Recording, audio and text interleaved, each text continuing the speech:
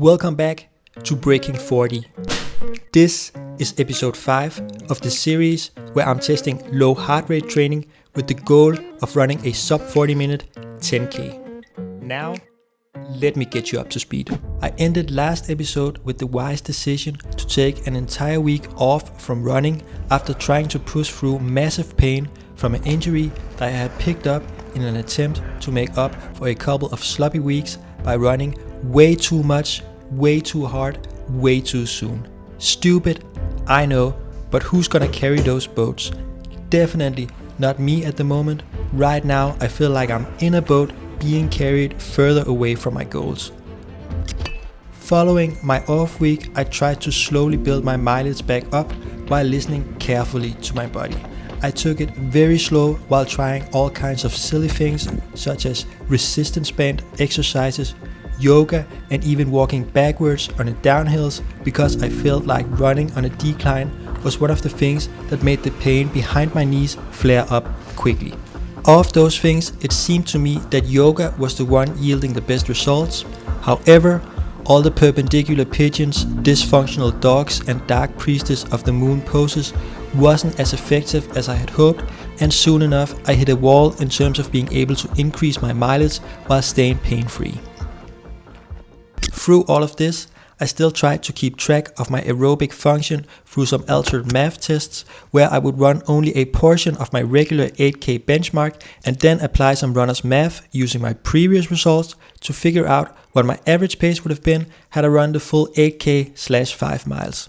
This was real depressing literature and probably the most painful of all the things I put myself through, especially because the race I had signed up for now was so close that I originally imagined myself getting into some speed work at this point, some actual fun running. I'm about to do a session of hill sprints. I think,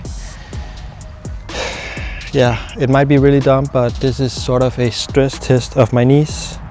If they can't handle this very gentle and light type of speed work, I think that the chance of me being able to race in 4 weeks or so is very slim. And this is the hill I've chosen to die on. At last, I decided to give it a shot and went out to do a hill sprint session, something I've previously felt was the most gentle type of speed work. However, this session was anything but gentle. Alright, it got dark real soon as the sun started setting. I only did a few very short intervals, about 4, I think, of 15 seconds each. And then I stopped because, my left knee definitely isn't ready for this type of running. By the end of the first few intervals, I knew it was over. With so much pain and so few weeks left before the race, my last bit of hope broke and I knew I had to cancel. And that's what I did. I stepped away from running for a couple of months while doubling down on anything I could think of that might help. I tried standing up at work instead of sitting down all day, foam rolling, mindfulness, long walks, single leg strength work. Some of these things were suggested to me in the comment section of my previous video and did definitely help.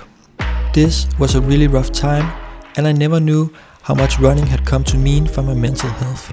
I was down bad, especially once springtime came around and the weather got noticeably nicer.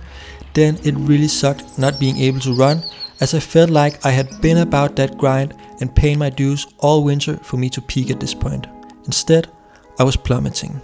But something that has really kept me going is all the love I have felt in the comment section of my videos. Thank you so much to all of you who keep watching and cheering. I get so much strength from you, and you are undoubtedly the reason that I'm finally about to make a proper comeback. After spending some time in the gym strengthening and improving my mobility around my lower back and hips, I'm back to running pain-free. Obviously, my fitness has taken a huge hit and 5K feels like what 10K felt before, so I'm putting Project Breaking 40 on pause while I'm trying to build my fitness back up to somewhere around where I was when I started this journey. I still have a lot of faith in the MAF method, and I do want to see where it can take me if I stick to it for 6 months or so. It is, however, a bit embarrassing that I failed to do the one thing that this method and philmafetone is about, not stressing your body, but I've learned my lesson and hopefully I won't panic the next time I experience a minor setback. I expect to be back in 8 weeks or so. Until I'm ready to document my progress again, I plan on reviewing some of the gear I've picked up lately, as getting new gear is one of the best ways I know to stay motivated, so stick around if you want to get down and nerdy about the differences between a $30 and $260 pair of running shorts, among other things. This is a mess. It's time to do something about that. Nothing too crazy though.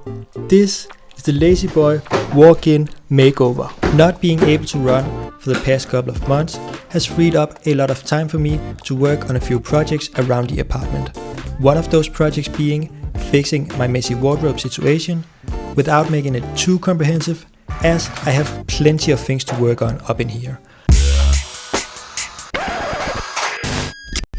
I knew I wanted my shoes and shoe boxes out of the living room, and I knew I wanted to take advantage of the vertical space of my wardrobe while still being able to use the door in there. So I put up a couple of shelves, a pegboard, and put in a tall shelving unit to hold my clothes.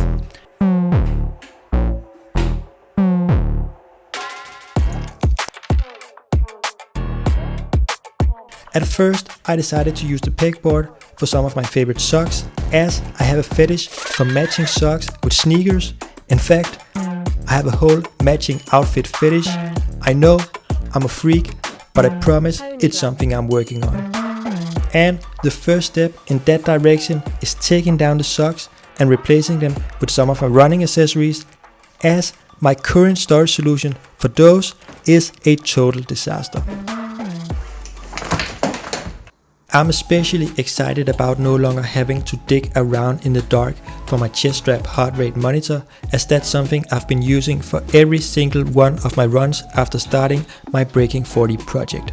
The layout of the board is probably going to change throughout time as I found out what works the best, and the shoes are definitely going, as they will get dirty. For now, I thought they were a fun addition, not that practical.